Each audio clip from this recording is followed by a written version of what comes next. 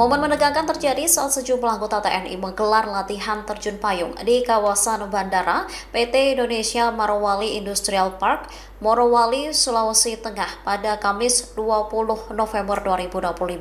Seorang prajurit TNI mengalami kecelakaan lantaran parasutnya gagal mengembang. Insiden tersebut terekam dalam video amatir warga. Awalnya satu persatu prajurit TNI keluar dari pesawat. Sesaat latihan tersebut tampak berjalan lancar dengan parasut mengembang bergantian.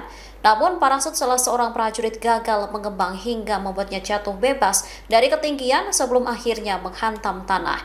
Suasana panik sempat terdengar dari warga sekitar dan sejumlah anak-anak yang kebetulan menyaksikan langsung latihan tersebut. Tim medis dan personel pengamanan yang sudah siaga di lokasi bergerak cepat memberikan pertolongan pertama. Saat ini prajurit tersebut tengah menjalani perawatan medis secara ketat. Pihak TNI menyatakan telah membentuk tim investigasi internal untuk mengetahui penyebab pasti kegagalan parasut.